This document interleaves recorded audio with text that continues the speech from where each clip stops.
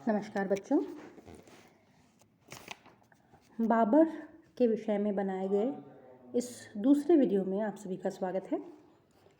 मैंने आपको बताया था कि बाबर पर प्राय 2 तरह के प्रश्न पूछे जाते हैं। एक, बाबर के भारत पर आक्रमण के समय भारत की राजनीतिक स्थिति, और दूसरा, एक विजेता के रूप में बाबर की उपलब्धियों का मूल्यांकन। इस वीडियो में हम दूसरे प्रश्न के साथ डील करेंगे।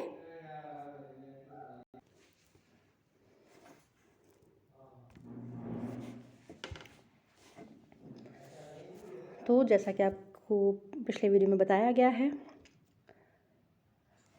बाबर मध्य एशियाई क्षेत्र फरगना का शासक था, लेकिन मध्य एशियाई सत्ता संघर्षों के कारण उसे फरगना से निष्कासित कर दिया गया। 1508 में बाबर ने काबुल को जीता और कुछ समय बाद कंधार पर भी विजय करने में वह सफल रहा। आप जानते हैं, काबुल और कंधार अफगानिस्तान में है और उत्तर पश्चिमी सीमांत, भारत के उत्तर पश्चिमी सीमांत पर ये इलाका स्थित है। मतलब बाबर भारत के नज़दीक आ गया और काबुल कंधार का शासक बनने के बाद उसे भारत की राजनीति को नज़दीक से देखने का मौका मिला। और ठीक इसी समय इब्राहिम लोदी से असंतुष्ट लोदी सरदारों जैसे कि दौलत खां लोदी और इब्राहिम लोदी के चाचा आलम खां लोदी ने उसे भारत पर आक्रमण का निमंत्रण दिया। बाबर की आत्मकथा बाबरनामा में राणा सांगा की तरफ से उसे आमंत्रण दिए जाने का उल्लेख है, लेकिन किसी अन्य स्रोत में, बाबरनामा के अलावा किसी अन्य स्रोत में इस बात की पुष्टि नहीं होती कि राणा सांगा ने बाबर को भारत पर आक्रमण का निमंत्रण दिया था। तो असंतुष्ट लोदी सामंतों के बुलाने पर वो भारत आया। पानीपत की विजय से पहले उसने भारत पर 4 बार आक्रमण किए थे। 5वां आक्रमण पानीपत युद्ध के समय हुआ। पहला आक्रमण 1519 में बाजौर पर किया और इसी आक्रमण के समय उसने भीरा के किले को जीता। और बाबर ने अपनी आत्मकथा में कहा है कि भीरा को जीतने के समय ही उसने सबसे पहले तोपखाने या बारूद का इस्तेमाल किया।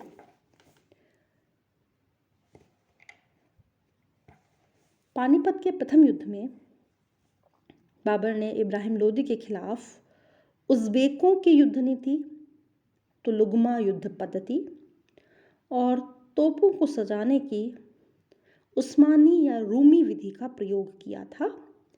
इन दोनों टर्म्स पर, तुलुगमा युद्ध पद्धति और उस्मानी विधि पर, कॉम्पिटिटिव एग्जाम्स में प्रश्न पूछ लिए जाते हैं। तुलुगमा पद्धति के तहत दुश्मन की सेना को चारों तरफ से घेरने का प्रयास किया जाता है। यह युद्ध पद्धति बाबर ने मध्य एशिया में उज़्बेकों से सीखी थी। दूसरी, तोपों को सजाने की, तोपों को अरेंज करने की स्टाइल थी, जिसे उस्मानी विधि या रूमी विधि कहा जाता है। इसका प्रयोग उस्मानियों ने सफवी शासक शाह इस्माइल के खिलाफ युद्ध में किया था, इसलिए इसका नाम उस्मानी स्टाइल हो गया। पानीपत के युद्ध में बाबर के तोपखाने का नेतृत्व उस्ताद अली और मुस्तफ़ा खां नाम के 2 योग्य तुर्की अधिकारियों ने किया था। पानीपत के युद्ध में इब्राहिम लोदी बुरी तरह से परास्त हुआ। युद्ध क्षेत्र में ही उसकी मृत्यु हो गई। उसकी पराजय के पीछे जो मूलभूत कारण था वो ये था कि उत्तर भारतीय शासकों में एकता का अभाव था। उत्तर भारत के किसी भी शासक ने, जैसे कि राणा सांगा हो गए, उनकी सहायता नहीं की युद्ध में। और दूसरा, खुद अफगान साम्राज्य में ही फूट थी। अफगान सरदार इब्राहिम लोदी से असंतुष्ट थे, इतने ज़्यादा असंतुष्ट थे कि उसके परिवार के सदस्य, जैसे कि उसके चाचा आलम खां लोदी और दौलत खां लोदी, ने स्वयं बाबर को उस पर आक्रमण के लिए निमंत्रण दिया। पानीपत के प्रथम युद्ध को अगर हम परिणाम की दृष्टि से देखें तो उसका परिणाम भारत के लिए महत्वपूर्ण नहीं था, क्योंकि भारत के भाग्य का कोई निर्णय नहीं हुआ। निर्णय हुआ लोदी वंश के भाग्य का। लोदी वंश का सूर्य अस्त हो गया। पानीपत के युद्ध में विजय के उपलक्ष्य में बाबर ने काबुल के प्रत्येक निवासी को एक एक चांदी का सिक्का दान में दिया था। अपनी इसी उदारता के कारण बाबर को कलंदरी भी कहा जाता है या कलंदर भी कहा जाता है। अगला जो युद्ध बाबर ने लड़ा भारत में वह था खानवा का युद्ध 1527 में। यह युद्ध राजपूतों के विरुद्ध लड़ा गया और इस युद्ध में राजपूतों का नेतृत्व मेवाड़ के राणा सांगा या संग्राम सिंह कर रहे थे। खानवा नामक जगह आगरा से 40 किलोमीटर दूर स्थित है और खानवा का युद्ध घटित हुआ है 17 मार्च 1527 ईस्वी को। इस युद्ध में राणा सांगा की ओर से हसन खां मेवाती, महमूद लोदी, आलम खान लोदी और मेदिनी राय ने भाग लिया था। बाबर ने अपने सैनिकों का मनोबल बढ़ाने के लिए इस युद्ध को जिहाद कहा। जिहाद मतलब धर्म युद्ध, धर्म के लिए लड़ा जाने वाला युद्ध, और मुसलमानों पर लगने वाले तमगा नामक कर की समाप्ति की घोषणा की। खानवा के युद्ध में राणा सांगा को हराने के बाद बाबर ने गाजी की उपाधि धारण की। गाजी मतलब धर्म योद्धा, धर्म प्रचारक। राणा सांगा को हराने के बाद राणा सांगा के सहयोगी चंदेरी के शासक मेदिनी राय को 29 जनवरी 1528 को बाबर ने चंदेरी के युद्ध में पराजित किया और चंदेरी पर बाबर ने अधिकार कर लिया। बाबर ने इस युद्ध के अवसर पर भी जिहाद का नारा दिया था और कहा जाता है कि युद्ध के बाद युद्ध में शहीद राजपूतों के कटे हुए सिरों की मीनार उसने बनवाई थी। और इस युद्ध के बाद चंदेरी की राजपूत महिलाओं ने जौहर किया था। जौहर से आप सभी भली भांति परिचित हैं।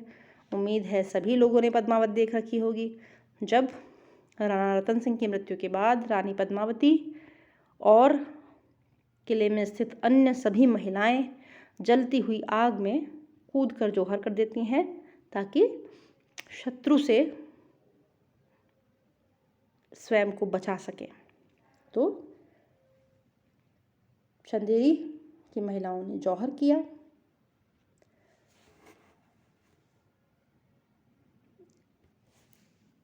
अगला जो युद्ध है वह है घाघरा का युद्ध। बाबर ने 6 मई 1529 को घाघरा के युद्ध में बिहार और बंगाल की संयुक्त सेनाओं को पराजित किया। इस युद्ध के बाद बाबर का इस युद्ध के जो परिणाम थे, यह युद्ध शुद्ध रूप से निर्णायक युद्ध नहीं कहा जा सकता, लेकिन फिर भी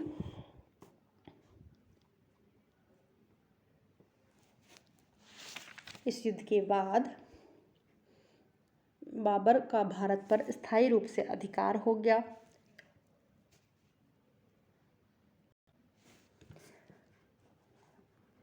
वस्तुतः 1529 ईस्वी में बाबर ने पूर्वी भारत में प्रवेश किया और घाघरा के युद्ध में बंगाल और बिहार के नुहानी अफगान शासकों को पराजित किया, जिन्होंने लोदी वंश के पतन के बाद बिहार में स्वतंत्र सत्ता ग्रहण कर ली थी।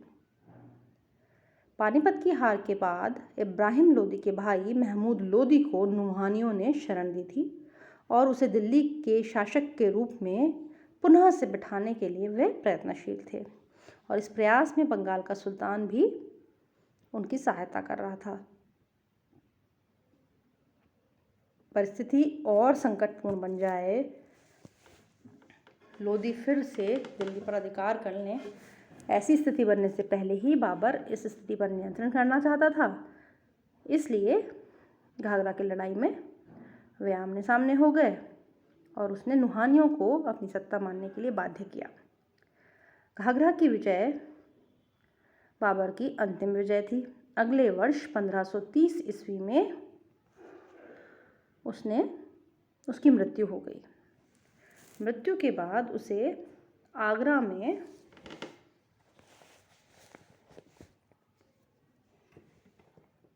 नूरे अफगान नाम के एक बाग में दफनाया गया, जिसे कि अब आराम बाग कहा जाता है। किंतु कुछ समय बाद उसे काबुल में ले जाकर उसके पार्थिव शरीर को काबुल ले जाकर उसी के द्वारा चुने हुए स्थान पर उसे दफना दिया गया। बाबर के भारत आगमन के बाद, कुषाण साम्राज्य के बाद पहली बार उत्तरी भारत में काबुल और कंधार भी शामिल हुए थे।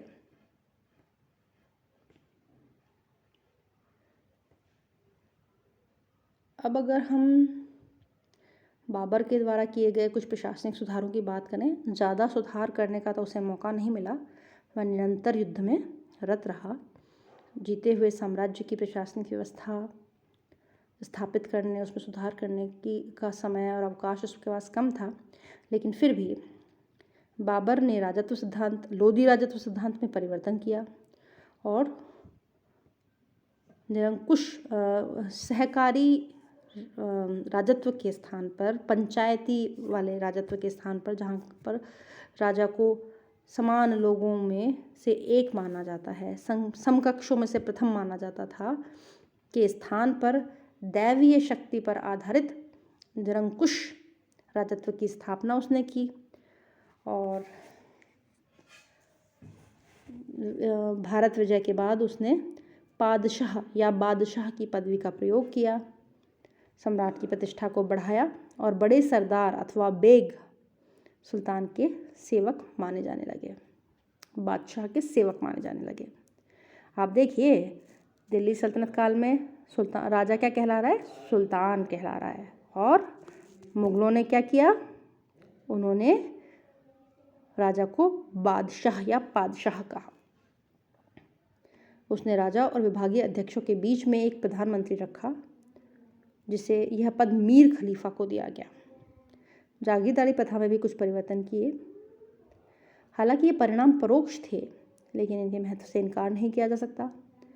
आर्थिक क्षेत्र में बाबर की इन विजयों का परिणाम ये निकला कि भारत का व्यापारिक संबंध कंधार और मध्य एशिया तक जुड़ गया, जिससे विदेशी व्यापार को प्रोत्साहन मिला।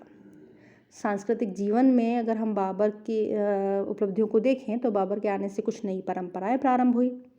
उसने दरबार में फारस की संस्कृति का प्रचार किया और सुखमय जीवन बिताने के लिए कई राजमहल, तलघर, बावड़ियाँ, हम्माम और बाग बनवाए।